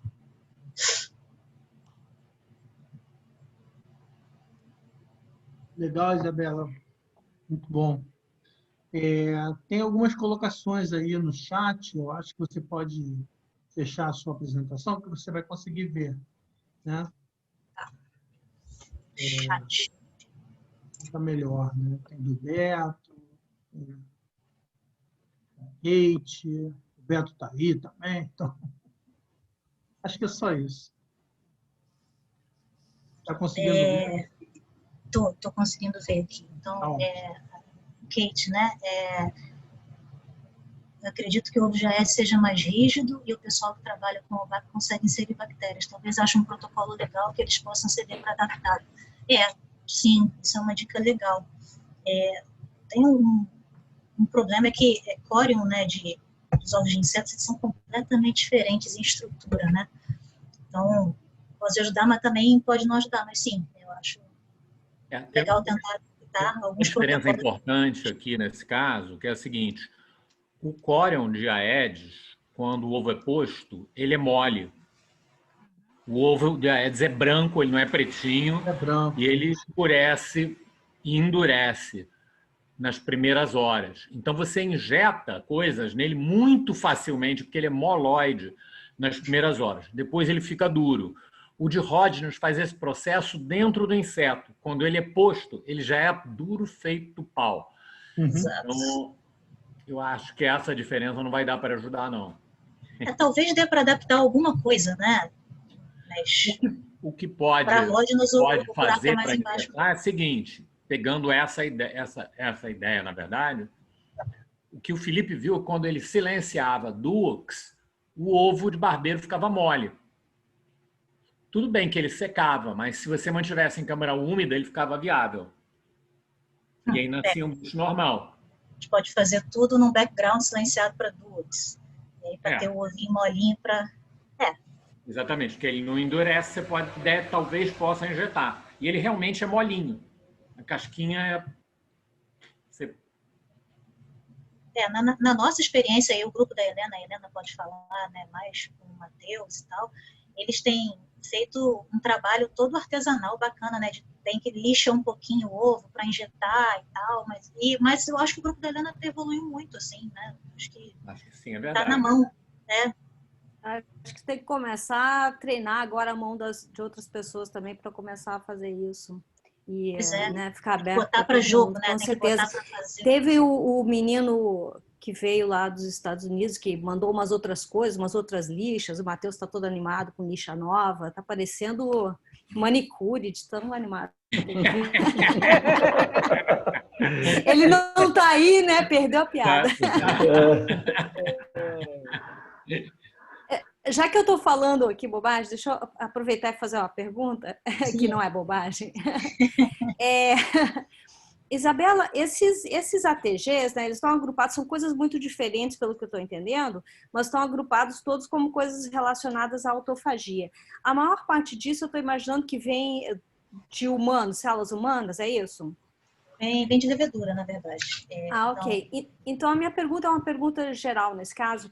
Essas diferentes vias, né, de autofagia, dos homólogos ao que você está testando, eles também se conversam em vias distintas ou não? Pois é, sim. Então, vamos lá. ATGs, né? Então, os ATGs chamam autófage mediated genes porque foram identificados em screenings para mutantes que davam defeito de autofagia.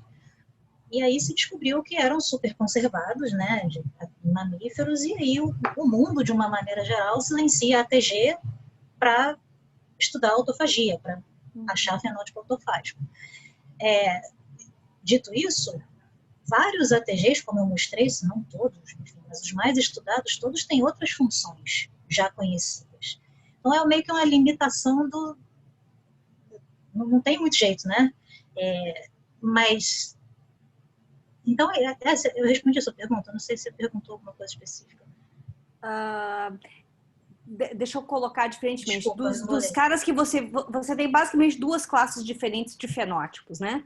Sim. Acho que é a ATG8 e não lembro qual, e o ATG1 e não... 6 e 1. Isso. Então, esses que têm fenótipos completamente diferentes, existe alguma coisa na literatura deles estarem em vias muito distintas e entre eles fazer coisas comuns? Sim. Então, o ATG6, ele tem uma outra função que não tem a ver com a autofagia, que é recrutar a maquinaria endocítica. E Sim, o ATG1 tem uma outra função, aquela lá na saída do retículo, das vesículas do retículo, além de serem importantes para a via autofágica canonicamente. Mas então, quando tu mexe em qualquer um desses casos, você pode estar mexendo nas outras coisas, sabe? Não tem muito jeito. Ok. Isabela, como é que tá isso em drosófilo, hein? Dá para fazer um paralelo com as coisas de drosófilo? Olha, cara, essa coisa de silenciar ATG e olhar ovócito, até onde eu sei, não tem. Quer dizer, na verdade, tem um trabalho de 2016 que mostra que, acho que silencia ATG8 de drosófila e mostra que algumas organelas de vitelo no ovo ficam esquisitas. Esse trabalho tem. Mas essa coisa assim, silenciar ATG e ficar obsessivamente olhando o ovo, assim, que nem a gente está fazendo, não é comum. Não que eu saiba. Isabela, e qual é o link, né, dessa quase cascata de insulina aí, né?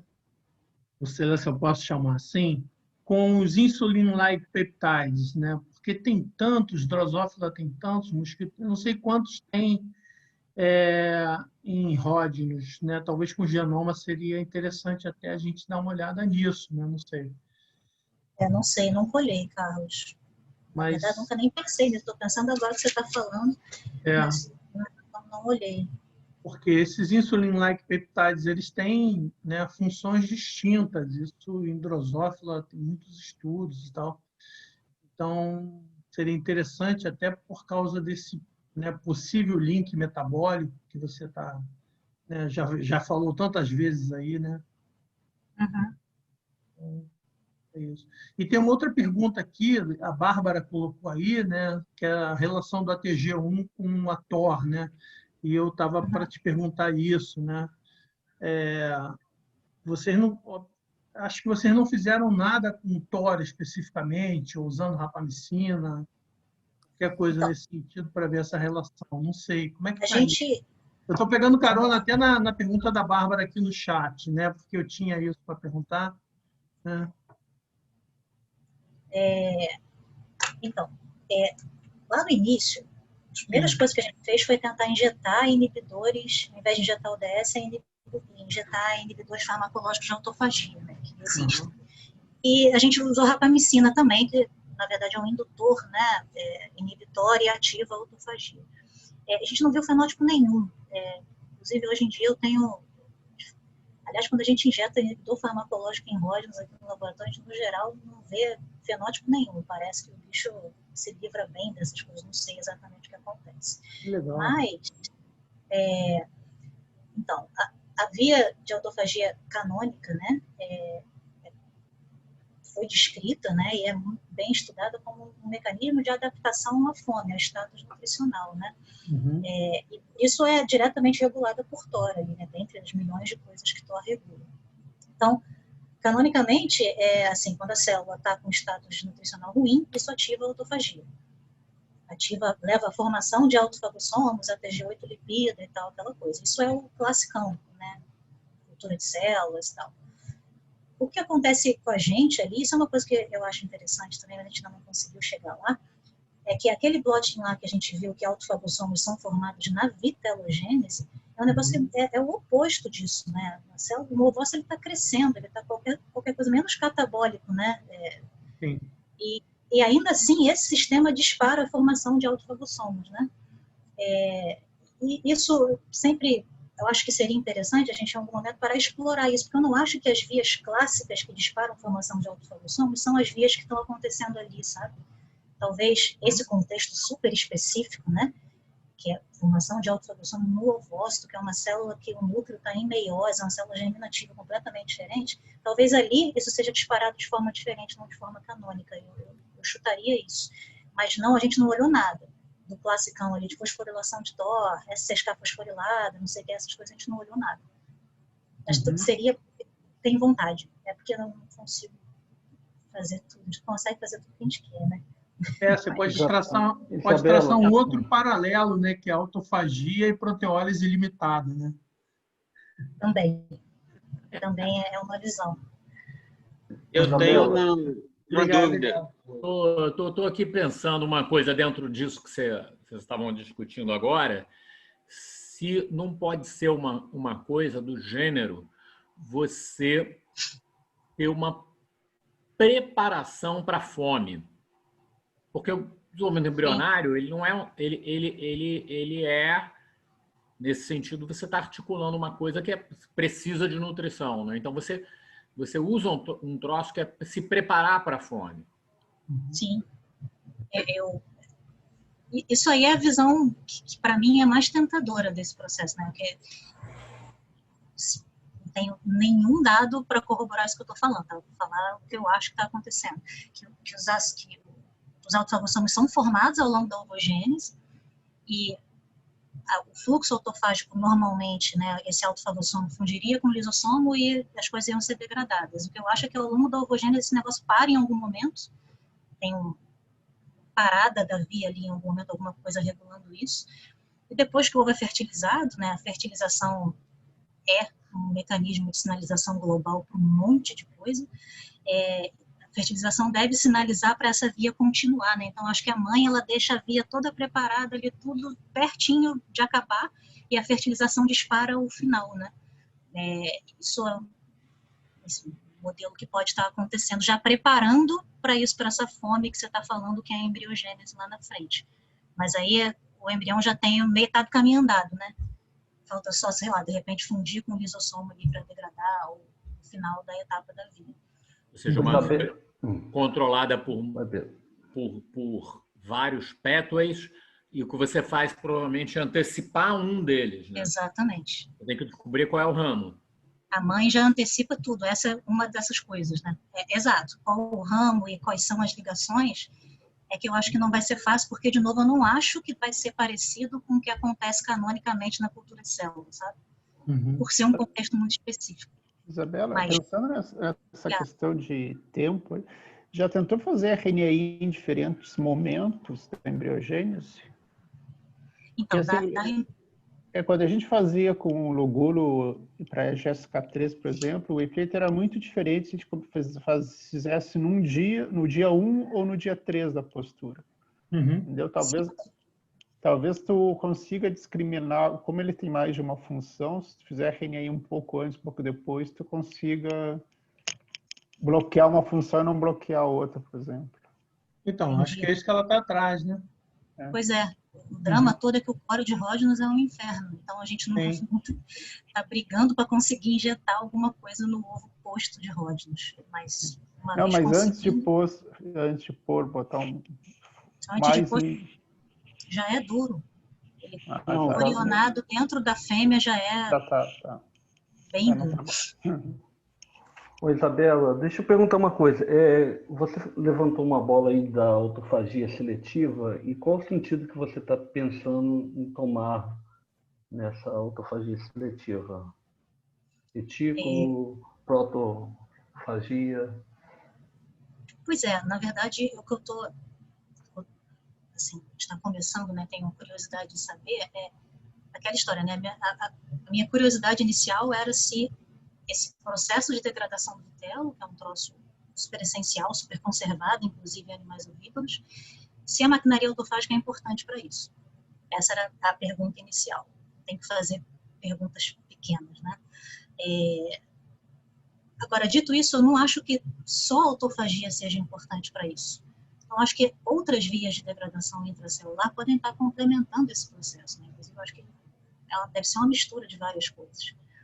E a gente olhando alguns dados preliminares que a gente tem do transcriptoma de embriões de ródinos, eu já dei uma olhada lá, e do universo dos genes mais expressos no ovo corionado de ródino, no ovo final, maduro, toda a maquinaria de ubiquitina proteasoma está lá, nas coisas mais expressas. Assim. E aí, olhando isso, eu falei, putz, deve ter alguma coisa ali, né?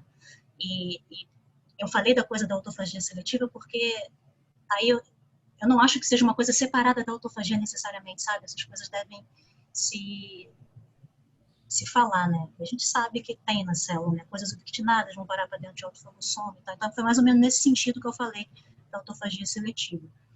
E aí a gente vai tentar explorar também essa maquinaria do ubiquitina proteasoma no mesmo contexto, né? Para ver, sei lá, o que a gente consegue tirar de informação daí. É uma boa pergunta. Sim. O Ednildo está querendo perguntar isso. Ô, Ed, fica à vontade.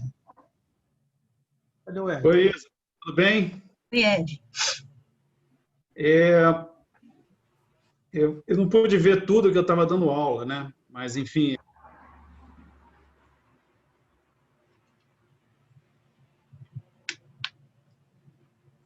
Tá sem som para mim, sem áudio, Ed.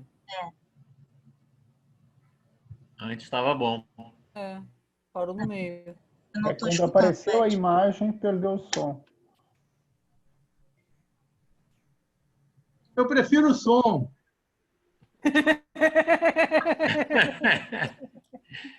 Agora travou. Geralmente é o contrário, né? Geralmente a pessoa tá...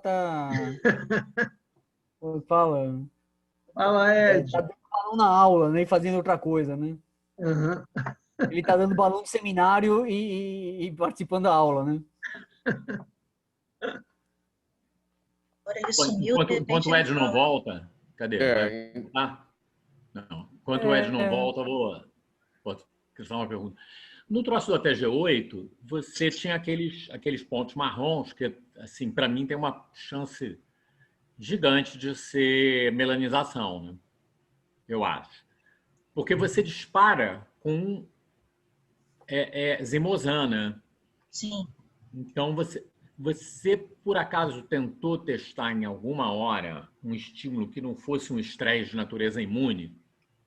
Não. Por exemplo, porque a atrese acontece com fome também na ausência de infecção. Entendi. Mas deixa eu ver se eu entendi. Mas eu tenho um zimozan controle, né? O zimozan controle, que também tem melanização, o ovócito não fica daquele jeito. Sim, mas os dois melanizam. Então, eu estou entendendo que é uma modulação para cima ou para baixo de alguma coisa tá bom, ali, entendi. entendeu? Sim. Não, Tá. ou seja, se você falar com uma atrésia e você fala assim, estresse, mas não é um estresse qualquer que você usa. Sim. Você usa um estresse que é de um desafio infeccioso, que é entendido pelo cara como, apesar de não ser um micro-organismo, ele vai ser entendido como um desafio infeccioso. E aí está dentro daquela grande lógica, aquele guarda-chuva conceitual do compromisso, reprodução e imunidade. Sim. Né? Que é um troço histórico em parasitologia, né? Em estudo do... Mas que outro estresse que eu poderia testar? Estou aqui pensando. Fome. Fome. A atrésia acontece com... Mas aí o bicho, quando está com fome, ele não faz mais, já parou de fazer ovo há um tempão, né? Posso dar uma sugestão? Sim. Talvez se você atrapalhar a digestão do bicho, sabe? É verdade. Né? Se você colocar inibidor de protease misturado no sangue, ou se você alimentar com plasma. Tem uns trabalhos antigos que você dilui, né? O plasma, ou alimenta com sangue reconstituído diluindo as hemácias, sabe? Entendi. Aí eu alimentaria para disparar a ovogênese, e aí 2, 3 dias depois falharia a digestão, isso é uma boa ideia. O bicho ele vai ingurgitar, mas não vai ter a quantidade de nutrientes com a qual ele está acostumado no programa dele, né? Sim. Isso né? deve disparar uma... É, verdade. Ou você pode brincar com inibidores também da digestão, né? Entendi. É, boa ideia. É, Não tinha pensado nisso. nesses casos, posso falar um pouquinho?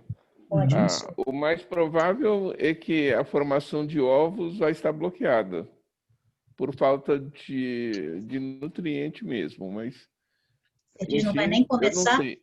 Não vai nem disparar? Quer dizer, se ele, né, nessas manobras, o que provavelmente o bicho pode fazer é fazer menos ovos. Pode ser Se também. ele tiver material, ele faz. Se não tiver, ele não faz também. Ele vai Mas ficar silente, mas não sei se pode chegará ser que ao caso de estresse, mas, enfim, tem que tentar. Pode ser que a gente De qualquer arrume um maneira. protocolo onde a ovogênese seja disparada e a gente interrompa, né, a digestão em algum momento, né? Que é isso. Talvez. Talvez. Né? Aí eu não sei. Mas deixa eu aproveitar, já que eu interferi um pouquinho, eu queria uma pergunta, queria voltar àquela história que o Pedro levantou da preparação da fome. E eu queria... Você mostrou um dado que me intrigou um pouco, que foi a expressão ser muito diferente das ATGs no trofário, no ovinho, no ovo grande, no epitélio. Então, isso me parece que tem a ver com a preparação do ovo em diferentes momentos. Então, eu fico imaginando que o trofário ele vai ficar produzindo esse material enquanto o ovinho é pequeno. Aí, na hora que você faz aquele miolinho central, provavelmente central do ovo, aí você entra na fase vitelogênica e enche de material lá em volta, com material um pouco diferente. E lá no finalzinho, quando o ovo está quase ficando pronto, o epitélio folicular manda e ativa e faz um monte de coisas. Como a gente conseguiu olhar que o epitélio folicular fabrica, quando o ovinho é grande, ele faz uma vitelogenina também e coloca na camadinha mais externa do ovo. Será que essas ATGs não seria interessante olhar a expressão de ATGs no epitélio folicular também, em diferentes tamanhos? Você pega um ovinho pequenininho, faz o tapetinho que você falou, que a gente fazia, e vê a expressão, como é que ela está em cada fase. Talvez fosse interessante. A gente viu algumas coisas na sua. O ATG1, ele é mais expresso no epitélio folicular do que no ovócito, na vitelogênese. E o ATG6 é o contrário, o ATG6 está mais no ovócito do que no epitélio folicular. Legal. Não, mas o que você chama de ovócito? O ovócito é o folículo, é o epitélio folicular mais o ovócito. Sim, mas é o conjunto. Agora, de que tamanho? O que eu estou querendo colocar... Pois é. A gente olhou na vitelogênese. Ao longo da ovogênese, a gente não olhou com esse cuidado todo. Porque é possível que esse material todo esteja sendo acumulado em lugares diferentes, né, para diferentes funções. Né? E uma informação... Desculpa. Então, aquela que seria do epitélio folicular poderia ser interessante olhar, livre do resto. Então, você tem que dissecar o epitélio folicular, dissecar o ovócito antes da fertilização, disseca, pega o epitélio folicular, lava todo o resto, se livra de tudo quanto é RNA que você tem eventualmente lá, e aí pega o epitélio folicular e olha o que tem dentro dele, em diferentes tamanhos, porque pode ser que sejam expressões diferentes mesmo, em diferentes horas. Sim. Né? A gente tem, com esse cuidado todo, a gente não fez, mas, bom, todos os ATGs, eles são muito mais expressos no trofário do que no resto, que faz sentido, né? O trofário manda os RNAs para os ovócitos, mas o epitélio folicular, ao longo da ovogênese, a gente ainda não olhou. E eu viu na vitelogênese, mas ao longo... Eu faria assim, você chegou a pegar o ovo pré-vitelogênico também, né? O epitério folicular, não? Não o epitério folicular, mas o total o conjunto. Sim. Eu não me lembro a diferença, como é que era, quem é que estava. Você mostrou rapidamente da diferentes ATGs. Também de cabeça eu não vou lembrar desses gráficos, não. Mas eu acho que não varia muito. Acho que não varia muito. Acho que eu não mostrei aqui, não. Acho que você mostrou ao longo. Acho que tinha um gráfico aí, mas tudo bem, depois a gente dá uma olhada nisso. Tá bom. Porque isso pode ser que dê alguma orientação, porque isso, de uma certa maneira, explica um pouco aquilo que você estava intrigado, que são coisas da formação da ovogênese. Então, sim, o efeito é um efeito muito mais no processo de formação do ovo, e aí você vai ter, quando você silencia mais tem um efeito por conta da ovogênese, né? E dependendo do ATG, pode ser que um seja mais expresso como é que fala? No trofário, por exemplo, né? E tem um efeito lá atrás, talvez você consiga discernir um pouquinho se começar a prestar atenção. Sim. Foi muito rápido, eu não consigo me lembrar dos dados todos, mas quem sabe tenha alguma coisa que possa ser retirada pensando dessa forma. Sim. É para pensar. Ednildo, o Mudinho, mandou perguntas no chat. O Ed está mudo ainda, né? Tá. Falou se poderia medir o tamanho médio das vesículas de diferentes graus de acidificação nos ovócitos corionados após o RNAi. Poderia. O corionado, né, não sei se o Ed está escutando, deve estar, né? O corionado, no geral, não tem grânulo acidificado ainda, né? Se a gente chegou a fazer lá, né, um tempo atrás. Mas o fax para essas organelas é uma coisa que também é dessas coisas que eu sempre quis fazer, acabo nunca fazendo. Né? Pode ser interessante você ver o padrão, né, do que está acontecendo. E você pode quebrar o ovo e as vesículas ficam todas em suspensão ali, então é muito fácil de passar no fax para ver, né, o padrão geral do que está acontecendo. Esses milhões de coisas que a gente podia fazer, acaba nunca fazendo, né, mas é uma boa ideia mesmo. Aí ele perguntou se as proteases estão alteradas nos ovócitos corionados dos animais silenciados. Não sei, não medi a protease. Devia ter medido, né? Mas não medi. Mas vou anotar aqui. Lembrando, assim, de coisas que ficaram ali, tem algumas uma que nunca foi publicada pelo camarada Massuda, foi um trabalho sobre voo e ovogênese. Se não me falha a memória, nesse trabalho, o cara comia tudo, comia bem, e aí você botava ele para voar exaustivamente, a quantidade de ovos diminuía. Não. Você está falando de usar o voo como um estresse para atresia? Estresse não imune. Entendi. Mas... Legal, eu lembro do Horácio com esse túnel do... Horácio é Daniela. Isso. Tem aqui, o túnel de vento está aqui até hoje. Legal. Tem um outro. Para fazer. Muito boa ideia. Ficar balançando a caixinha fica esquecido também. Hein? Se balançar o pote, você bota o pote no shaker, o bicho tem que ficar assim.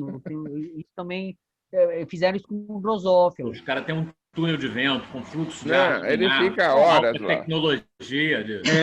O negócio é high-tech, gente.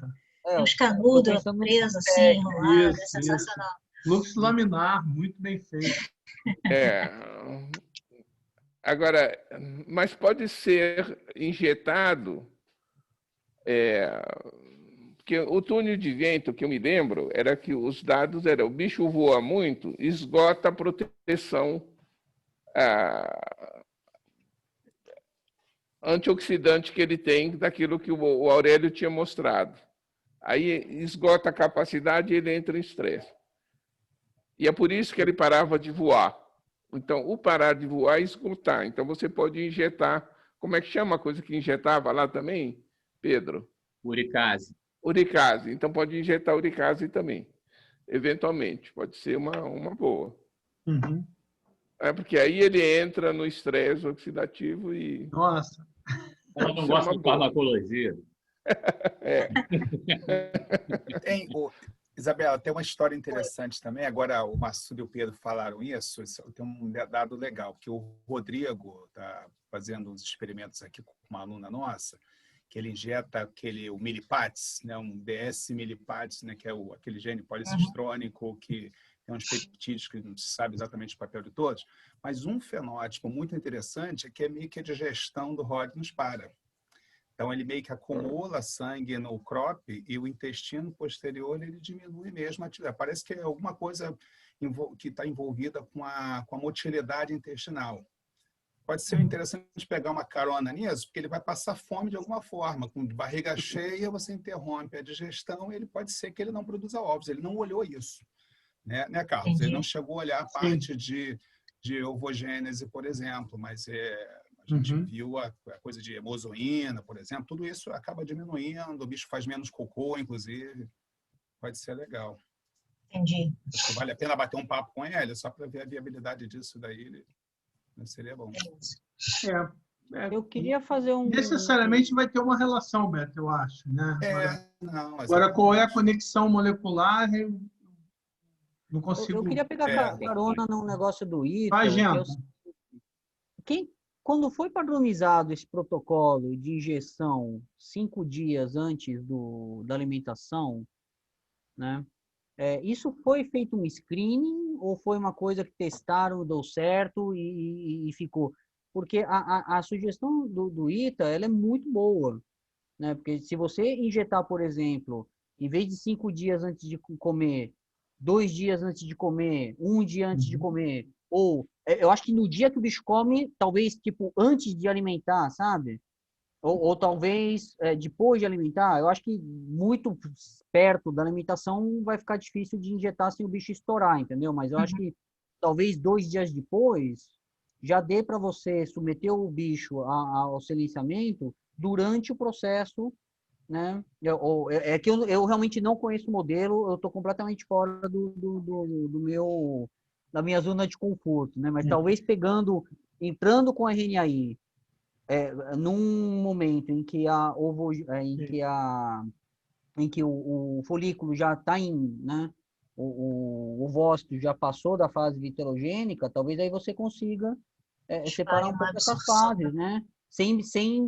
Talvez com o próprio modelo experimental que você tenha, só injetando o double strand, tipo, 5 dias depois dele comer, eu não sei os tempos, né? Mas seria o caso de ver. Entendi. Eu não tinha pensado nisso, né? É verdade, porque você está falando assim, deixa a ovogênese começar a acontecer normalmente, aí injeta o dsRNA no meio do caminho e isso por si só já pode, direto ou indiretamente, gerar um estresse. É uma ideia. No ovo, é isso. Eu acho que aí talvez você veja coisas muito interessantes. E outra você perguntou por que os 5 dias antes, de fato é dessas coisas, né? Esses protocolos, a religião, e protocolos de laboratório, as pessoas discutem pouco, né? Exatamente. Não, aonde isso foi determinado é porque dava coisas que acontecem depois. Os primeiros 1, 2 dias de barbeiro, pós-alimentação, uma fêmea adulta, é muito difícil de injetar porque está muito gordo. Então, o bicho estoura. A sobrevivência, a injeção é muito mais complicada. Né? Mas a gente injeta zimosan 2 dias depois. Se você injeta 1, 2 dias antes, ele ainda está machucado. Tá? Ele não come direito, tá, bota. Então, é um pouquinho mais para trás, assim, 3, 4 dias por aí. O cara recupera da injeção, ele fica bem, todo mundo come bem. Mas isso é com microinjetor ou é com a Hamilton? Com a Hamilton.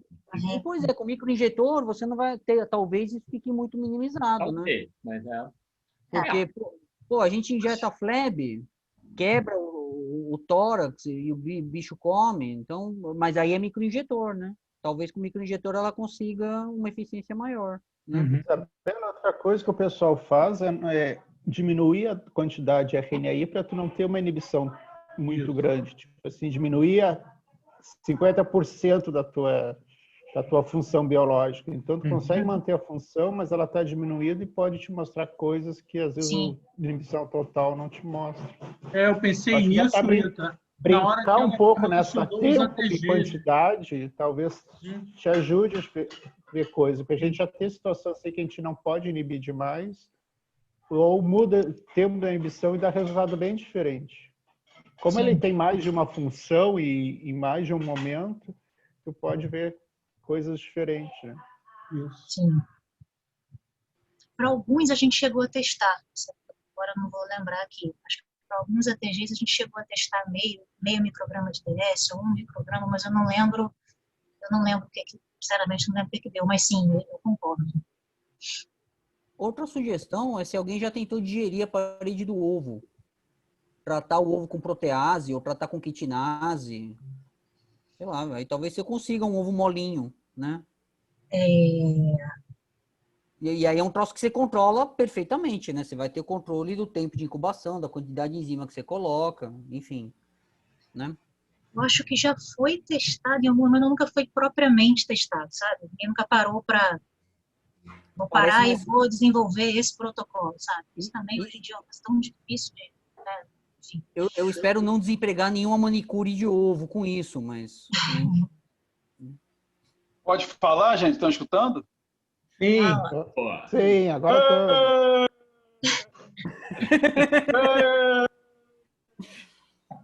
Tá bom, sem imagem, porque eu tô com...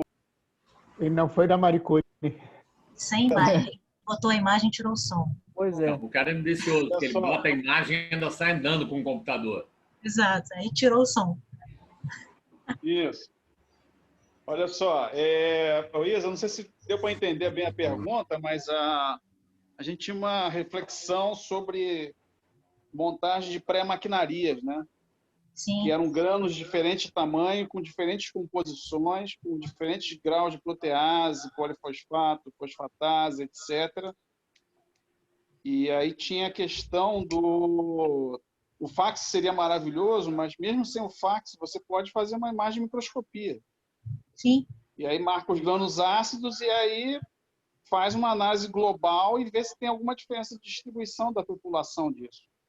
Sim. Isso pode te dar uma noção que a maquinaria pode estar alterada no finesse, né? Talvez uma população desses grãos pode desaparecer com o tratamento. Sim. Entendeu? Então, é um indicativo que pode ser o caminho ali que tenha uma grande alteração. Estou olhando as vesículas. Né? Essa foi a ideia. Entendeu? Então, foi isso que eu falei. Não sei se eu me expliquei direito ali no chat. Mas... Não, eu entendi. Porque, na verdade, isso aí também é da antiga nossa, né? A gente já fala disso há muito tempo. Pois é. Enfim, é isso, tá? Valeu, Ed. Valeu. Então, eu tenho uma pergunta que tem a ver com o que o Ita falou, é mais até para o Ita, mas que eu acho que pode ser interessante para a gente também, que é o seguinte, quando ela silenciou um dado ATG, né, silenciou outros, e o Ita comentou que, na verdade, poderia ser explicado por uma instabilidade de RNAs mensageiros. É isso, Ita? Você podia desenvolver mais um pouco? Porque a primeira sugestão ali, que parece óbvia, que é off-target, né? Mas como ela diz que são sequências muito diferentes, não deve ser off-target, ou seja, aquela degradação não é simplesmente pelo RNAi ligando no RNAi e degradando. Mas tem alguns artigos que eu já vi que, tipo assim, tu tem duas RNAs que vão gerar proteínas que vão trabalhar juntos. Se tu mata um, o outro é degradado junto, porque ele tem que estar sendo processado junto, entendeu? Então, a estabilidade do RNA de um, eu não sei exatamente como, eu nunca vi a explicação, mas eles observam que ele degradando um, o outro degrada também. Entendeu? Então, poderia justificar aquele resultado que a Isabela viu, que não é off-target, é uma coisa de... Sim. Parece que o RNA faltando... Como ele é uma cascata, né? Ele acaba ficando instável. Você consegue mandar para a gente esse trabalho? Eu tenho que dar uma revisada. Eu olhei, eu não sei se eu guardei na minha pasta aqui. Ai, parece o Winter. Winter é assim. Eu tenho também uma gatinha aqui que quer fazer uma pergunta. Que ela apareceu aqui. Né? Se ela fizer a pergunta mais criativa que a gente está com problema. Então, mas vê se você acha, porque eu acho que assim, são coisas também que eu vejo fatores de transcrição, né? Das vias que a gente imune, TOL e MD, dos NF-κB, que não é off-target, mas quando eu silencio um, silencio o outro também. Né? Não é uma coisa assim tão infrequente. Eu já vi mais de um trabalho que justifica isso, mas eu nunca vi nenhuma explicação molecular. Tá? Mas eu acho que fuçando eu cato esse artigo. Seria super legal se puder. Mas é uma coisa assim que não é inédito, é uma coisa que já se vê. Se você puder dar uma olhada e mandar para a gente. Tá? Não, e o modelinho ali, ele é muito interessante, porque parece que tem pares. Exato. Tem esse cara anda junto com esse, por um mecanismo regulatório, mas não com aquele. Mas esse aqui anda junto com esse. Então, se você... Agora, ou seja, é como se fosse uma rede, né? Uma rede de interações que funciona tudo junto. Deve ser tipo uma cascata, depende da via, talvez vias que se intercalam, depende da via que tu interrompe, atrapalha a outra. Parte da pergunta sobre essa rede, que você está mostrando que existe com isso, é quem controla a rede lá fora. Tem uma célula andando lá fora e quem controla, entendeu? Né? Que é quem controla a maquinaria, a velocidade de endocitose. Esse é um fenômeno que, na verdade, as pessoas não se dão conta de que é regulado. Mas se você pegar naquele trabalho, que é um trabalho bonitinho, de 86, né, da gente, que é Oliveira e Massuda e tal, né, de endocitose, aquele trabalho tem uma coisa que é interessante, que é a seguinte. O que a gente vê? Que quando começa a fazer... chega num topo, e aí o KM de endocitose, tá, coincide mais ou menos com a concentração que se estabelece na hemolinfa. Isso quer dizer, quando sobe um pouco mais, entra um pouco mais, mas a atividade de endocitose responde à concentração de vitelogenina na hemolinfa. Então, essa resposta para a concentração de vitelogenina ou outras proteínas de vitelo, pode ser RHBP, na hemolinfa, deve modular a velocidade de endocitose. Ou seja, o sinal pode ser a concentração das proteínas do lado de fora. Eu acho que Pedro, concentração da proteína, porque eu não falei ali, né, no teu tempo, mas esse silenciado para o ATG6, ele coloca, no final das contas, se você vê a taxa de ovoposição dele, ele é maior.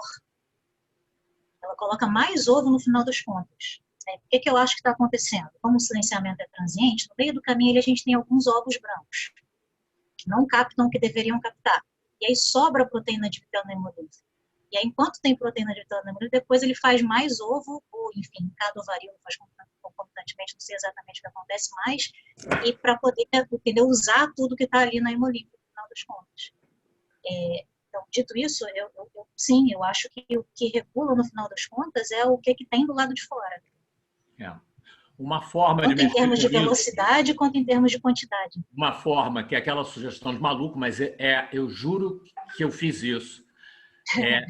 Na verdade, eu não fiz. Eu botei um aluno para fazer, ele conseguiu fazer. Foi o meu primeiro aluno de iniciação científica.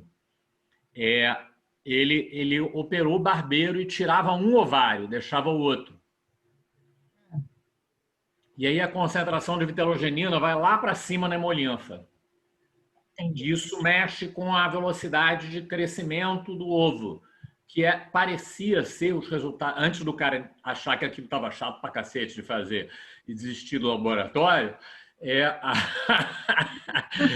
parecia que o ovário que sobrava crescia mais rápido. Faz sentido. Ele assumia a função do ovário que tinha sido removido. Legal. Gente, alguém tem mais perguntas? Não sei.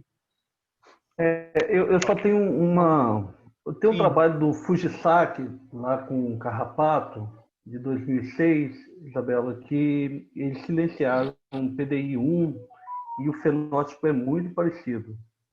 É verdade. E existe uma correlação dessas ATGs com o PDI.